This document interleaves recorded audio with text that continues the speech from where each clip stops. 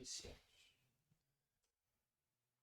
Fala pessoal, tudo bem com vocês? Estamos iniciando mais um podcast daqui na nossa paróquia Atos dos Católicos, onde você conhece um pouquinho mais sobre a nossa fé, sobre a nossa vida com o Senhor. E nós hoje temos a alegria de receber aqui o Matheus Lino, que está aqui ajudando o padre a gravar aqui um monte de coisa hoje, mas ele vai se apresentar para vocês. Tudo bem, Matheus? Como é que tá? Tudo bem, que alegria estar aqui hoje gravando esse podcast e falando um pouco mais sobre a nossa fé.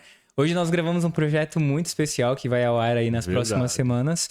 E a minha vida, ela é marcada pela fé, ela é marcada pela igreja, pela comunicação na igreja. E padre, mais uma vez, obrigado pelo convite de estar aqui partilhando desse podcast e falando um pouquinho mais sobre a comunicação na igreja, sobre a missão digital e, acima de tudo, sobre a evangelização, né? A gente tem um campo missionário, que é um campo missionário físico, onde a gente sai de porta em porta evangelizando, mas a gente também tem um campo missionário que é digital. Sim. Então, hoje se tem esse novo campo que nós estamos inseridos, né, tanto na parte da juventude, mas também em todo o âmbito da igreja. E que a gente precisa aprender muito ainda a andar nesses novos mares, né, das redes sociais aí. Eu que sou um padre jovem, sei que já sou desatualizado. Eu imagino assim, o pessoal que já tem mais idade ainda, como é que a gente... É um mundo muito rápido, né? Eu queria que você contasse pra gente um pouquinho da tua vida com Deus, da tua história, como é que é, de onde é que você nasceu. Pra quem não sabe, o Matheus, ele trabalha hoje com o maior aplicativo católico do mundo, que é o Hallow, e ele vai contar pra gente agora, nesse instante, como que foi a vida dele antes desse presente momento que ele vive, né? Então, padre, que alegria falar da minha trajetória com Deus, trajetória com a igreja. Eu cresci num lar católico, eu sou natural de Santa Catarina, lá no sul do Brasil, um pouquinho longe daqui. Qual cidade? Joinville, cidade de Joinville, fica bem perto, próximo a Curitiba. Eu sempre brinco que fica mais próximo à capital do Paraná do que a capital de Santa Catarina. É mais paranaense que... eu sou mais... pode ver um pouco pelo meu sotaque, né? É mais paranaense, assim. Mas eu sempre brinco porque é muito próximo, né? Sim. E foi muito bacana porque eu cresci numa família muito católica, eu cresci num lar carismático, né? Que sempre foi muito frequente em grupo de oração. Então, né, o Padre Léo, o famoso Padre Léo da comunidade de Betânia, que, né, enfim... Ficou muito famoso por causa da Canção Nova. Ficou muito famoso por causa da Canção Nova. A minha mãe me levava pequeno nas pregações dele lá por Santa Catarina. Então, eu fui aquela criança que ia na igreja e fazia as bagunças, né? Por isso que é tão importante levar o filho para a igreja, mesmo que ele faça bagunça, mesmo que ele corra, porque ele tá crescendo no ambiente ali, ele tá se familiarizando, aprendendo, né? Aprendendo a enxergar a igreja e a estar naquele ambiente. Então, o meu gosto pela comunicação veio desde cedo, porque eu cresci nesse lar católico. Quando eu era pequeno, eu confesso que é normal, né? As crianças vão para a igreja e tal, mas por que eu tô na igreja? Por que eu tenho que ir todo domingo na missa? Por que eu tenho que estar lá? Eu me fazia muito essa pergunta. E aí, mais tarde, quando eu virei adolescente, eu comecei a participar dos grupos de jovens, dos retiros. E aí, ali eu entendi que eu deveria caminhar com as minhas próprias pernas. Que eu deveria deixar de caminhar com as pernas dos meus pais, porque eles já tinham uma fé sólida. Então, eu passei a caminhar com as minhas próprias pernas, desde sendo a parte da crisma, a parte dos grupos de jovens, das formações. A gente entra, né? Eu entrei nessa busca muito frenética por conhecer mais a minha fé. Porque lá atrás eu tinha muitos amigos que eram amigos de outras religiões, pessoas que, né, enfim, que eles me faziam muitas perguntas e eu não sabia como dar essas respostas, porque eu não estava muito embasado na minha fé católica. Então eu comecei a partir daí, a partir dessa busca de querer dar essa resposta aos outros, de começar a estudar e entender mais da fé. Por que eu tenho que fazer o nome do Pai? Por que a igreja fala tanto sobre santo? Por que eu tenho que fazer a genuflexão? Foi aí que eu comecei a estudar, né? Entrei pro coroinha, entrei para acólito. Eu sou aquele típico católico que cresceu a vida toda na igreja. Tive meus momentos de recaída, saí por um tempo. E ali foram nesses momentos que eu descobri que a minha vida, ela tem que ser uma constante oferta a Deus, seja no lugar onde eu tô, né? Na minha vida profissional, enfim. Basicamente a minha infância foi toda assim, e foi através da adolescência do grupo de oração. Lá em Joinville Eu participei por muito tempo, fui coordenador de um grupo de oração jovem com mais de 150 participantes aí. Massa. Muitos jovens iam no grupo, o grupo chamado Kairos, e a gente trabalhava muito a comunicação. E foi no grupo que eu descobri, olha que interessante, foi na igreja que eu descobri a minha vocação a nível profissional. E aí lá eu descobri, eu gosto muito dessa parte da comunicação. Eu acho que seria muito legal eu fazer jornalismo, porque eu gosto muito de falar, eu gosto muito de editar vídeo, escrever, estar inserido nessa área. E aí foi quando eu decidi, não, eu preciso seguir nessa área. E eu falei pra Deus assim, Deus, se tu quer que eu siga nessa área, eu preciso ganhar uma bolsa de estudos. Eu preciso fazer essa faculdade, mas eu só consigo com uma bolsa. Na época eu trabalhava como jovem aprendiz, não ganhava bem, ganhava, né, um salarinho ali, uma metadinha de um salário ali, que, né, enfim, não pagava quase nem a passagem para ir para a faculdade. E aí eu confiei na mão de Deus, eu falei, Deus, se tu quer que eu esteja, tu me dá uma bolsa. Fiz o Enem e Deus me deu uma bolsa. Passei ali em segundo lugar, ganhei uma bolsa, entrei para a faculdade e no primeiro ano da faculdade, assim, eu entreguei todo a Deus, a minha profissão, a minha vocação. E sempre com esse intuito de estar cada vez mais perto da comunicação na igreja, né? Ajudar a comunicação na igreja, ajudar a minha paróquia, ajudar o meu grupo de oração, mas acima de tudo, crescer profissionalmente nesse âmbito, né? E interessante você falar disso, porque me veio uma pergunta. Você tá falando dessa vontade de fazer essa... Existia medo? Você tinha nervoso? Porque geralmente as pessoas veem a gente pronto falando no microfone e pensam que a gente nunca teve medo, né? E não sei se foi o seu caso, mas o meu caso foi, eu morria de medo. Você tinha medo de pegar microfone, de falar, enfim, insegurança? Tinha muito medo, muita insegurança. Só que eu falo pra todo mundo que pergunta hoje, né? O que me ajudou muito foi... Porque na igreja, como eu já estava inserido em grupo de jovens, o grupo de jovens, como eu tinha que lidar com coordenação, eu tinha que apresentar, eu tinha que dar aviso, eu tinha que fazer tudo. O grupo de jovens, ele me treinou pra vida. Na marra. Então, na marra. Eu já tava... Quando eu cheguei no mercado, eu já tava pronto, porque eu não tinha mais... Claro, todo lugar a gente tem frio na barriga. Mas já era normal, porque a igreja já tinha me preparado para aquilo, né? Pra teres uma ideia, assim, no primeiro ano de faculdade, eu fiz um compromisso com Deus, assim. Como ele me deu a bolsa de estudos, né? Claro, pelo mesmo meu mérito e tal, ele passou à frente. Eu fiz um compromisso com ele e falei, Senhor, eu sei que tu me deu a bolsa e tal, e eu quero muito também ir pra Jornada Mundial da Juventude no Panamá. Na época eu tinha 17 anos. E eu falei pra ele, por favor, Jesus, providencia isso, porque pelas minhas próprias pernas financeiras, eu não tenho a possibilidade de ir, porque, enfim, era uma viagem muito alta, né? A gente sabe que uma viagem pra fora do Brasil, o valor não é acessível. E aí, enfim, eu falei pra Deus, e aí Deus, ele me deu um emprego de jovem aprendiz, e com esse emprego de jovem aprendiz, eu me lembro até hoje, metade do salário ia todo pra pagar os boletos da agência lá, da jornada, e aí metade eu usava pra pagar o passe pra ir pra faculdade.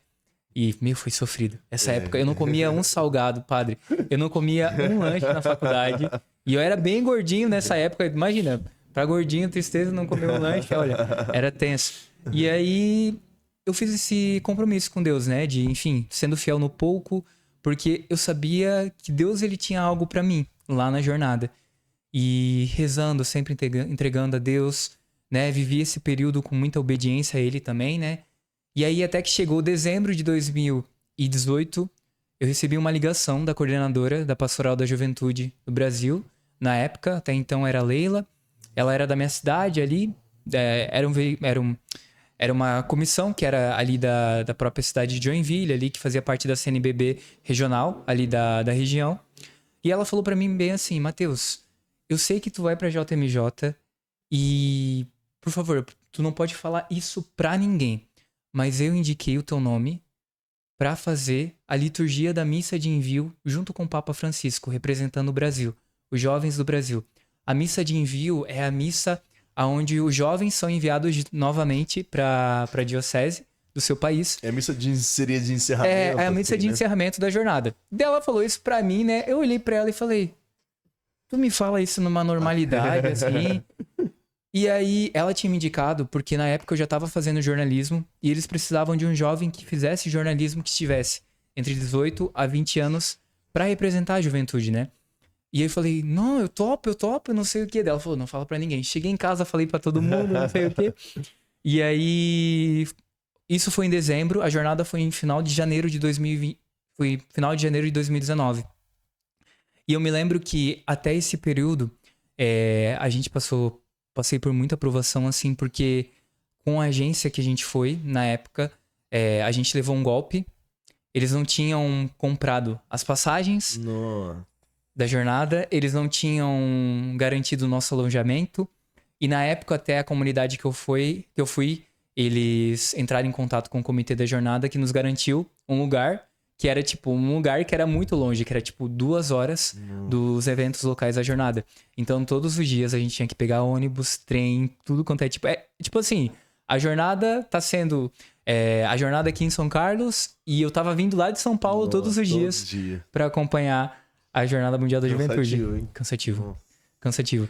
E aí, graças a Deus, deu tudo certo, né? Fizemos vaquinha na época, enfim, deu muito certo, assim, a gente foi. E eu vi muito a mão de Deus em tudo, assim, porque daí só eu, da caravana ali, sabia que eu ia ter esse papel e era no último dia da jornada. E quando chegou esse dia, eu tava tão ansioso, mas tão ansioso, porque geralmente esse dia é o dia da vigília, né? A missa de envio acontece no último dia da jornada e no sábado ali tem a vigília que a gente dorme ali, num campo a céu aberto, fazendo a vigília com Jesus, ali a adoração, com o Papa também.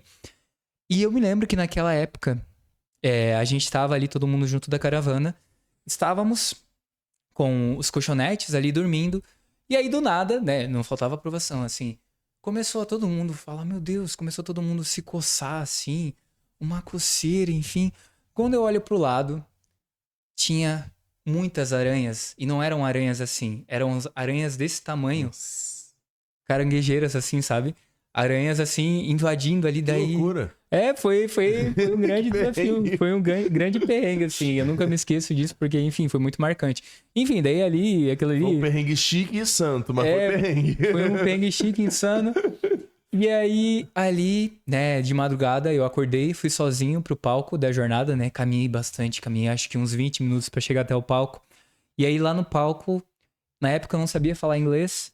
Quando eu entrei ali, falei, eu sou do Brasil e tal, a pessoa nem sabia como falar comigo e tal, me deixou entrar. E assim que eu entrei, lá no backstage, tinham outros jovens de outros países. E aí, eu em cima do palco, olhei pra todo mundo ali, tava até o pessoal do Missionário Shalom, que tava acordando o pessoal da jornada. Eu vi, assim, a imensidão de jovens da igreja, assim, né? Ali eu senti como se eu estivesse no céu. Foi uma experiência, assim, muito de céu mesmo, né? Sim, de sentir o céu na terra e ver como a nossa igreja é una, santa e católica, né? Eu nunca esqueço daquela imagem do Papa chegando também. E ali, todo mundo que tava do meu lado, tinha uns 4 jovens de outros países do meu lado. Eles estavam, tipo, sério, assim. E eu ria. Eu tava muito sério, eu tava muito feliz, porque... Imagina, né? Estar do lado do Papa, Claro, que é o nosso pastor, é o nosso líder máximo, é um grande privilégio, né? É uma grande... Enfim, é algo tremendo, né? É uma graça. Né? E aí eu me lembro que daí, quando eu fui fazer reverência na frente dele, eu fui com, né, sorrisão de orelha a orelha, enfim. E eu me lembro até hoje, o que mais me marcou, assim, pra gente finalizar esse ponto, eu tava sentado de frente, assim, pro Papa, ele tava fazendo a homilia, e ele olhou pra todo mundo que tava lá e falou bem assim, jovem, você é o agora de Deus. Você é o agora. Você não é o amanhã, você é o agora de Deus. E eu me lembro até hoje, porque isso me marcou de uma certa forma que eu levei pra minha vida. Sobre a importância da gente viver o agora, né? A gente que é jovem, a gente vive nesse querer do amanhã a todo momento. Qual faculdade que eu vou fazer? O que eu vou fazer amanhã? A casa que eu vou comprar? Com quem eu vou me casar? Aonde que eu vou morar? A gente vive nessa imensidão, né? De pensamentos e a gente se esquece que o nosso agora pertence a Deus. Às vezes Deus, ele não, né? Deus, ele não te pede nada. Deus, ele só te pede que tu viva o agora, porque o agora é o melhor momento para você estar com Deus. Então... É aquela passagem, me fez lembrar aquela passagem de Marta e Maria, que mandam avisar para Jesus que o irmão tava muito mal, tava nas últimas, né? E aí, enfim, Jesus demora ainda 4 dias para chegar. Lázaro tá morto em 4 dias quando Jesus chega, né? E aí eu acho muito interessante porque vem uma irmã chorando: Senhor, se você estivesse estado aqui. Quer dizer, joga o problema lá pra trás, né? Uhum. Aí depois Jesus fala: não, mas ele vai ressuscitar. Aí ela vira e fala assim: eu sei que ele vai ressuscitar no último dia, né? E aí jogou o problema, tirou lá de trás e botou lá na frente, né? Às vezes a gente faz muito isso, né? A gente transfere os problemas lá pra trás, lá pra frente, a gente esquece do aqui e do agora, né? E eu cresci na igreja ouvindo, achando que era a coisa mais linda, quando alguém virava e falava assim: não, os jovens são o futuro da igreja, né? E realmente eu descobri que os jovens não são o futuro, né? É agora, é o presente. Agora, não é o futuro, né? E a gente precisa criar essa consciência, né? E você me falou também do Papa, eu me lembrei, eu participei da Jornada do Rio, né? Eu sou carioca, eu tava lá no Rio, era seminarista, e é a coisa mais linda você ver aquela multidão Imensidão de jovens. de gente assim. E quando eu olhei, eu vi a praia de Copacabana lotado, eu fiquei lá em cima, né? Eu dei vários golpes naquela jornada ali, mas aí eu não posso falar algo assim, é gravado, né? Mas eu fiquei do ladinho do Papa, assim, em todos os momentos. Mas, de toda forma, quando você olhava aquela multidão, lotado, como eu nunca vi Copacabana. Mas, ao mesmo tempo, todo mundo tava ali por causa de uma silêncio. pessoa, né? Uma pessoa. E bastava uma palavra. Ele pedir silêncio e todo mundo. Entendeu? É incrível, né? Então, é aí que tá. O Papa, ele tem uma autoridade, né? Ele tem uma autoridade tão grande na igreja que, enfim, é a autoridade máxima, né? Então, ele é Cristo na Terra, é o né? Vigário de Cristo, vigário de né? Cristo na Terra. De Cristo, né? Então... É que às vezes a gente usa essa palavra vigário, a gente nem entende muito, né? Vigário é aquele que faz às vezes, né? Toma a chave do reino dos céus, é tua aí, ó. É o que faz às vezes, né? Exato. É o que responde por ele, né? Tá com quantos anos? 26 anos. 26 anos. 26 anos. Então, você estava me contando também que você tem um trabalho digital. Conta pra gente como é que funciona, né, nas redes sociais aí. O que você faz no Instagram e tudo mais. Então, padre, eu sempre, desde que eu me conheço por gente, assim, desde que eu era jovem, eu sempre investi muito no digital e querer, enfim, evangelizar através das redes sociais. Só que eu sempre fui muito tímido. Sempre fui um jovem muito tímido, tinha muita vergonha. Não sei se tem algum jovem assim aqui na paróquia que tem vergonha e tal. Um monte que eu tento quebrar, mas vamos ver então, se muda. Sempre fui muito tímido e eu tinha muita vergonha de postar as coisas, aquilo que eu tava vivendo com Jesus, aquilo que Jesus tava, né, enfim, me direcionando a fazer também.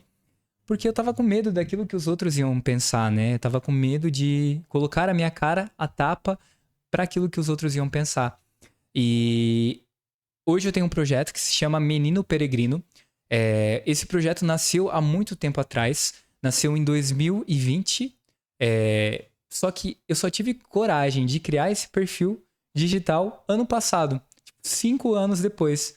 Porque em 2020 eu fui fazer um estágio no Vatican News, lá em Roma, lá na comunicação do Papa, e, né, nesse estágio deu um tempinho ali, eu fui para Cracóvia. Sou muito devoto de São João Paulo II.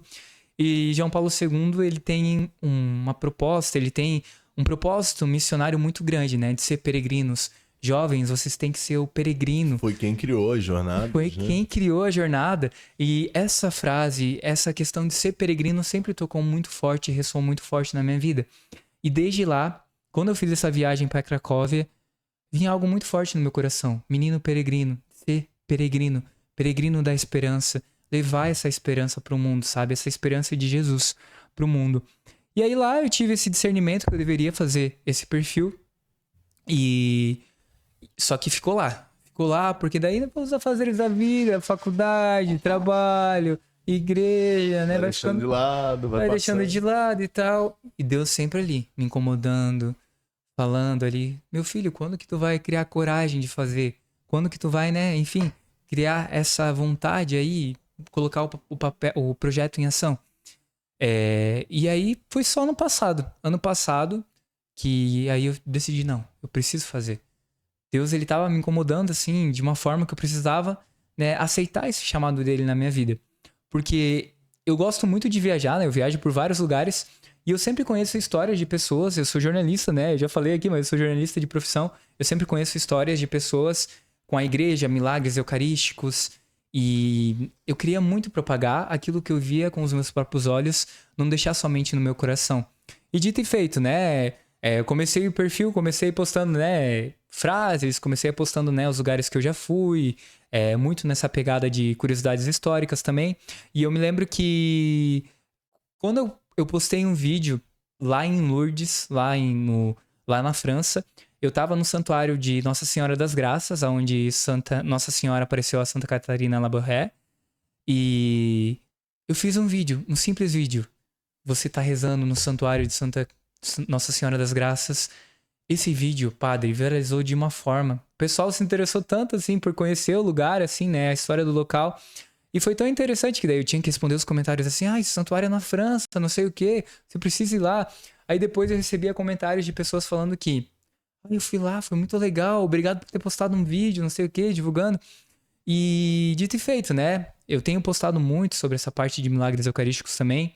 O último vídeo que eu fiz sobre milagres eucarísticos foi lá em Portugal, em Santarém, lá no Milagre Eucarístico lá de Santarém. E, literalmente, eu só peguei o celular e comecei a falar do Milagre Eucarístico lá na frente da igreja. Algo que pra mim é tão simples de fazer, algo que pra mim não me custou fazer, sabe? Algo que as pessoas vão conhecer, né? Opa, xícara aqui, né? Algo que as pessoas vão conhecer, né? Eu simplesmente peguei o celular, gravei um vídeo, editei ali, né? Fiz uma edição mais jovem, assim, né? Que a gente, né? Jovem gosta de ver coisa pra jovem, né? Então tem que ser uma edição mais jovem e tal. E aí postei falando, o vídeo viralizou também, sabe? E aí as pessoas comentando, meu Deus, eu preciso lá conhecer esse milagre eucarístico. Na época também, até a própria diocese, lá de Santarém, me mandou uma mensagem ali pelo Instagram agradecendo por ter divulgado, né? Divulgado a questão do milagre e tal. Então, eu vejo que a gente tem uma igreja tão rica. Eu falo rica a nível de conteúdo, né? A gente tem uma igreja tão incrível. A gente tem histórias tão incríveis. Tem, sabe, coisas incríveis que muitas vezes por não ir atrás, não buscar, a gente não conhece, né? Eu até pouco tempo atrás, até mais ou menos 2 anos atrás, nunca tinha conhecido a história do Milagre do Sol de Fátima, né? Uhum. E então, enfim, a gente tem uma incrível, fé... né? É incrível. Que é incrível, a gente tem uma fé tão rica, né, padre? E é muito interessante isso, né? Eu tô vendo aqui que você tá usando a camisa do Halo, no caso, que é o aplicativo, né? Eu queria que você contasse pra gente um pouquinho o que é o aplicativo, como que funciona, pra quem não conhece, poder também conhecer. Então, o Halo é o maior aplicativo católico do mundo. Ele nasceu nos Estados Unidos com o Alex. O Alex, ele estudava numa faculdade na época, ele estava afastado da fé. Ele se juntou com amigos e pensou assim... ele teve um encontro profundo com o amor de Deus de volta ali através da Igreja Católica. E ele pensou assim, a Igreja Católica, ela tem uma fé tão incrível, tem uma fé tão bonita. E eu vejo que os católicos, eles não rezam todos os dias, não colocam isso em prática todos os dias, né? Ele, como era programador na época, pensou o seguinte, eu vou criar alguma coisa para me ajudar na minha vida de oração, eu como católico. Então ele cria o Halo. Ele cria o Halo para ser essa ferramenta de ajuda de oração, né? Não para substituir a igreja. O Halo não é um substituto da igreja, porque a igreja tem a confissão, a igreja tem a missa diária, tem a Eucaristia, mas o Halo é um complemento. Ele ajuda nessa parte de oração. E aí lá atrás, ele entregou a Deus esse sonho, né, de criar o Halo, de investir no Halo. E aí outras pessoas lá fora do Brasil, pessoas, né, começaram a acreditar nesse sonho também. E hoje o Halo, ele tá presente em mais de 150 países. Que massa. Mais de 8 línguas aí, né? Então, o Halo, ele é um aplicativo de orações que ele tem desafios de orações, ele tem novenas, ele tem a Bíblia. Ele é um aplicativo completo. Ele tem desde a liturgia até novenas, as orações mais simples da igreja. E todos os meses a gente lança desafios de oração diferente, né? A gente lança tanto os desafios que são litúrgicos, como Quaresma de São Miguel, o Advento.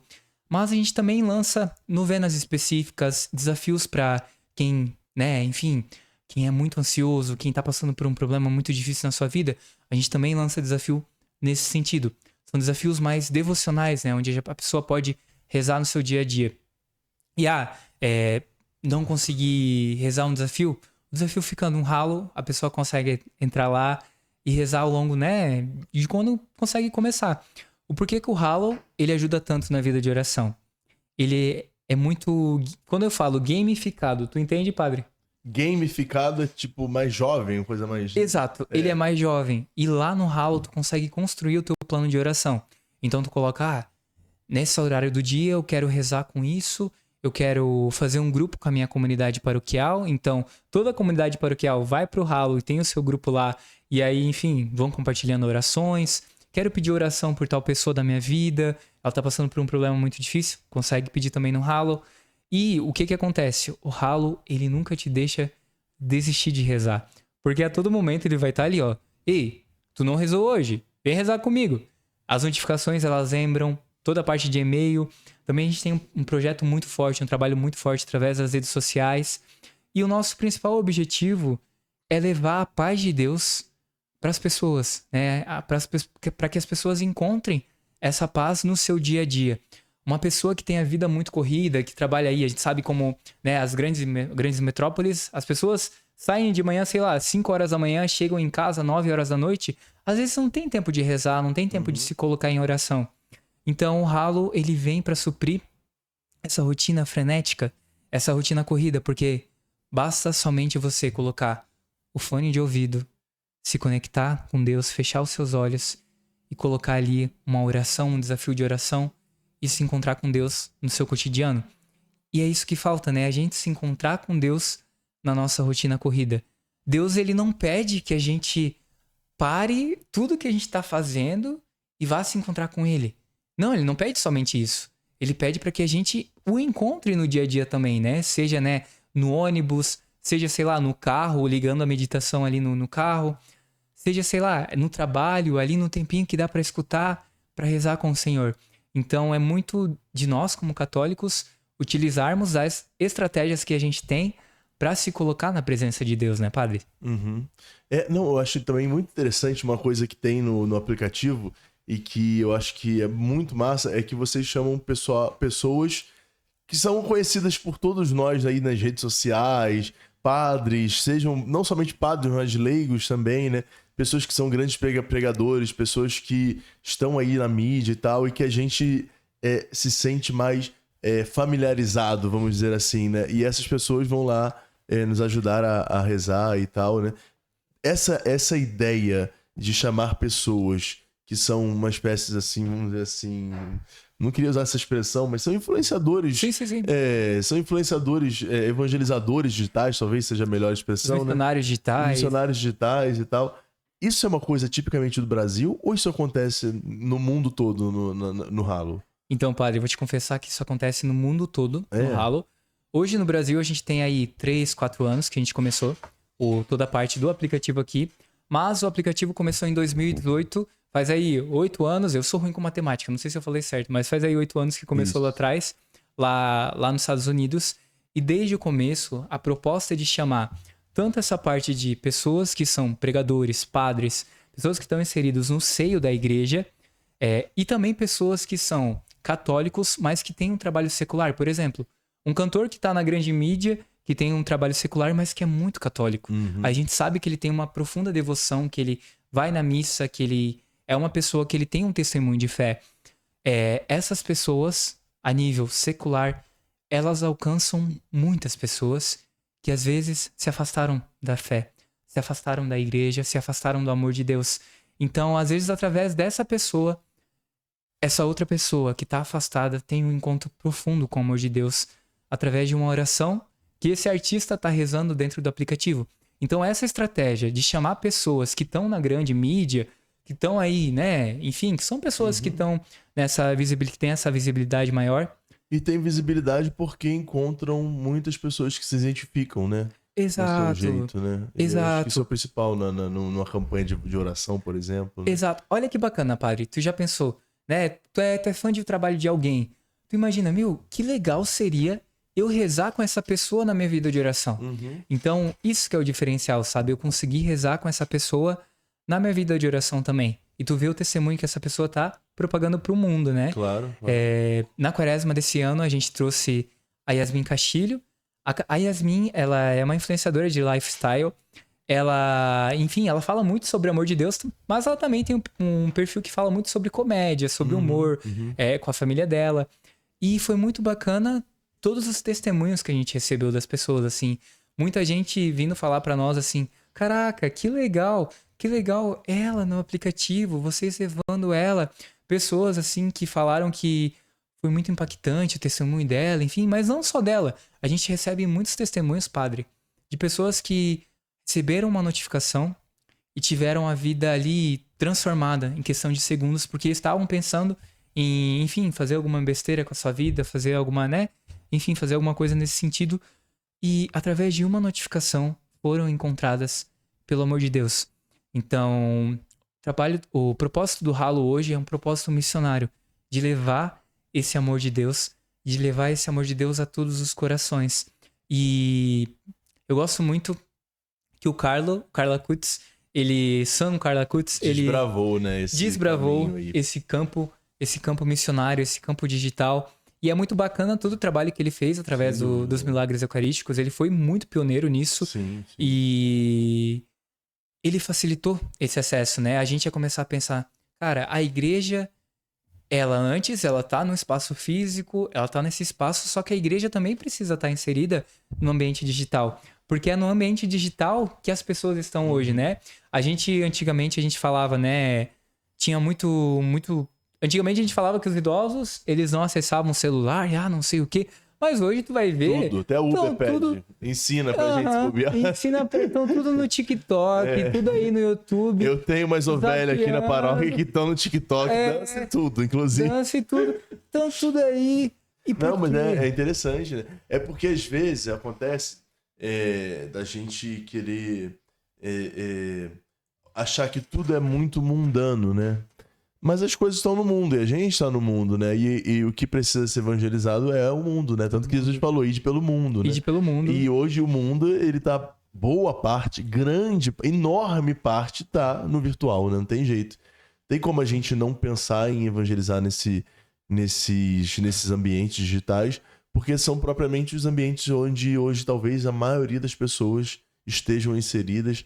Seja, é claro, a gente sabe que existem muitos nichos, né? A internet, ela faz muitas bolhas, né?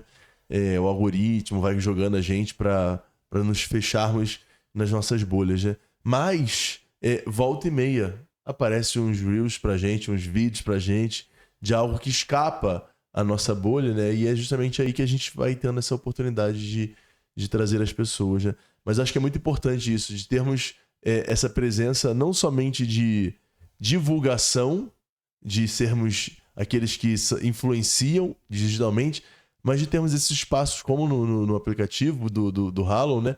Esse espaço onde a gente pode orar virtualmente, né? Orar virtualmente. Né? Porque Deus não gosta só de performance, Deus gosta de atitude, né? Então a gente precisa ter muito claro isso. Não adianta a gente postar o vídeo na internet e falar, gente, olha só, eu sou o missionário não sei o quê, eu sou o influencer, eu sou o padre fulano, e aí a gente tem que fazer isso. Aí eu não rezo, né? Enfim, não rezo, não... do testemunho, né? É importante esse barquinho aí no meio dessa água gigante, a gente tem um barquinho aqui de oração, um lugar onde a gente pode, no meio da correria do nosso dia a dia, talvez a gente não tenha uma igreja tão perto para ir lá rezar, a gente tem um lugar onde a gente pode abrir ali, ver orações, experimentar, né? Ouvir uma palavra, experimentar o amor de Deus. Isso é fundamental nos nossos tempos e é um testemunho, inclusive, para os nossos jovens também se cada vez mais embrenharem, né? nesses caminhos. Como é que foi a experiência de passar esse tempo de estágio lá em Roma que você tinha falado? Então, essa experiência para mim foi muito marcante porque sempre foi um sonho meu ir para fazer estágio na comunicação do Vaticano. Eu fui para lá em 2020, antes da pandemia. Quando estourou a pandemia na Itália, eu tava lá ainda. Então, imagina, né? Foi um grande sufoco para mim ali. Mas foi uma experiência muito marcante, porque no estágio eu conheci muito mais sobre a comunicação na igreja e como a comunicação na igreja ela funciona. Nessa época do estágio, eu tive uma experiência muito forte, porque eu fui numa audiência geral com o Papa Francisco e eu levei a bandeira do meu grupo de jovens da época. E quando o Papa Francisco me viu com a bandeira e com a camisa da jornada, ele veio ao meu encontro, aí eu comecei a falar pra ele, Papa, muito obrigado e tal. Esse é o meu grupo de jovens no Brasil, eu tava na jornada do Panamá. E aí ele olhou pra mim e falou bem assim, Deus te ama muito, meu filho. Quando ele falou isso pra mim, foi como se fosse assim, né, um raio no meu coração, assim. Caraca, Deus me ama muito. Foi como se naquele momento era, né, Você enfim, experimentou o amor de Deus ali, naquelas experimentei, palavras, né? experimentei o amor de Deus naquelas palavras. E aí foi muito engraçado, porque eu já saí muito impactado com aquela experiência naquela tarde, naquela manhã. Quando eu cheguei em casa ali, no local que eu tava hospedado, eu olho o Instagram do Papa. O Papa tinha postado, a equipe tinha postado uma foto comigo. Daí eu olhei aquilo ali, não, não acredito. O Papa postou uma foto comigo. E Que massa, aí né? foi muito bacana toda a experiência ali com o Papa. Eu sempre admirei muito o Papa Francisco na época. Tudo aquilo que ele fez na igreja, toda essa questão da igreja em saída, como é importante que a gente saia das quatro portas da igreja, né, para evangelizar. Mas não digo também somente na parte física, mas eu digo também na parte digital, como é importante a gente sair do nosso mundinho e ir atrás daqueles que estão afastados, como é importante a gente falar sobre o amor de Deus. E, né, hoje eu volto a dizer, eu puxo muito sardinha pro lado digital, porque é o lado que eu trabalho, mas os dois lados têm que andar juntos, né? Os dois lados têm que se complementar. Não adianta somente ser um missionário somente da internet e não ajudar a igreja que sofre, a igreja que precisa de ajuda, sabe? A igreja que, entendeu? Que eu encontro no outro lado físico. Então, Sem dúvida. precisa ser a gente fala lá em Santa Catarina, não sei se tem esse ditado aqui, uma mão de duas vias, sabe? Tem que ser Uma via de mão dupla, uma né? via de mão dupla. Falei tudo errado agora. Mas uma via de mão dupla.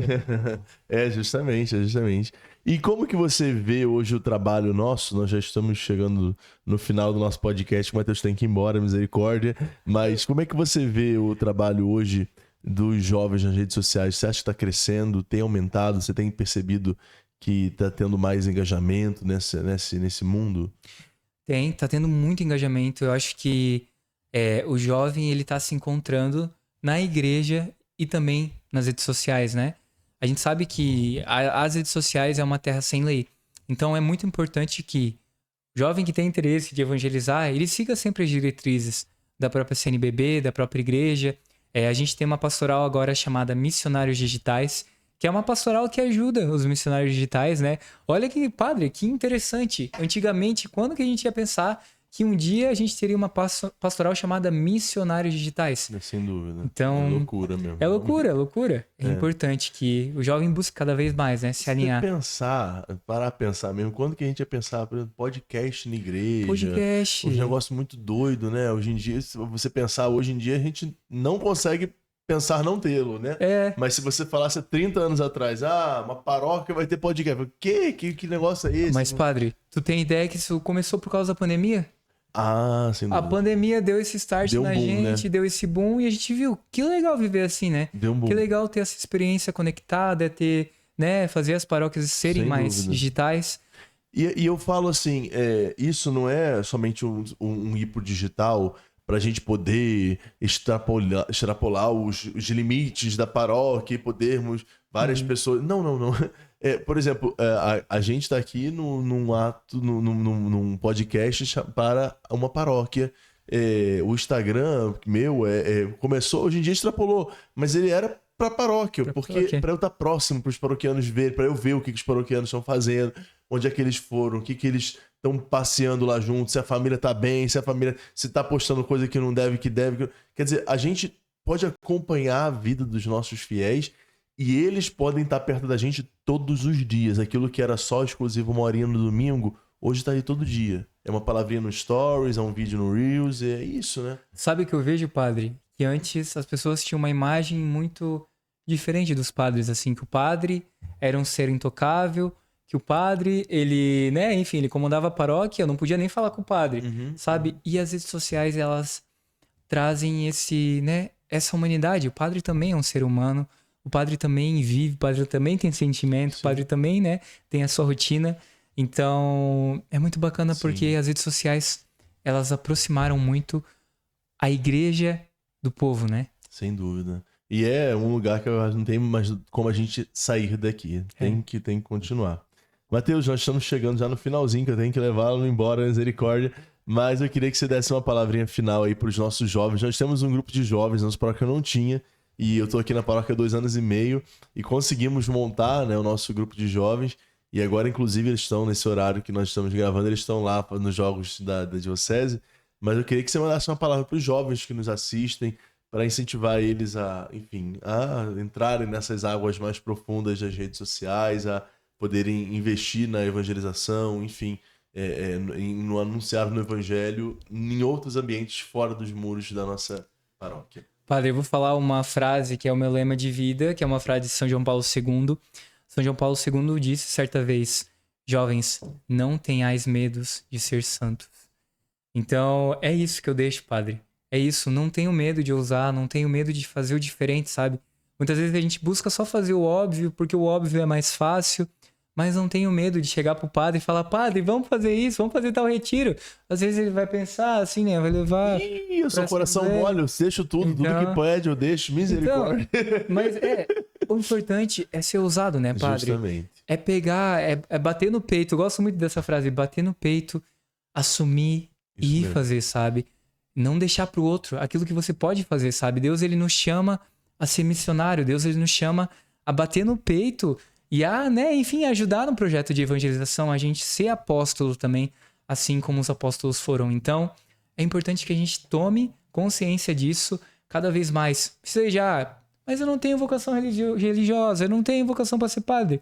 Amém? Você não tem vocação para ser padre, não tem vocação para ser freira, para ir para uma comunidade de vida? Deus te quer santo no teu trabalho, na tua família, na tua faculdade, no teu curso, na forma como você atende as pessoas no hospital, ou, sei lá, numa farmácia, no mercado. É nesse lugar que Deus te quer santo. Não importa se você não tem a vocação para ser padre ou freira, sabe? Então, é isso que eu deixo hoje, padre. Eu acho que essa frase tem que ser o rema da nossa vida, assim. Não tenhas medo de ser santos. Sem dúvida. E nós queremos encerrar esse podcast. Você falou isso, eu me lembrei. Ano passado eu estive lá na Polônia, né? E eu achei muito significativo quando eu cheguei em frente à sede lá da diocese, que tem a janela que o Papa João Paulo II abria para fazer a catequese para os jovens, né? Eu achei muito significativo porque era aquela janela que estava aberta. Todas as outras estavam fechadas, né? Como costumam fazer mesmo, né? Mas é uma imagem bonita, né? Porque é a igreja que começou a se abrir, né? As janelas começaram a se abrir. Quando a gente abre janela, o ar circula, o ambiente muda, né? Eu acho que é importante termos os jovens nesse ambiente da igreja também. Mateus, muito obrigado. Para quem quer te seguir, tem padre. Arroba aí pra você falar? Segue lá, @menino peregrino e também, né, o halo@haloapp.br. Isso mesmo, segue lá que você vai acompanhar um conteúdo excelente de maneira especial para os jovens. E nós queremos convidar você logo, logo a participar da nossa Quaresma de São Miguel, que nós vamos divulgar mais para frente. Vamos rezar juntos lá no nosso aplicativo. Curte o nosso vídeo, comenta, compartilha, envia lá no WhatsApp para seus amigos e nós te aguardamos na próxima semana aqui no nosso podcast Atos dos Católicos. Deus te abençoe e Deus céu. Até mais!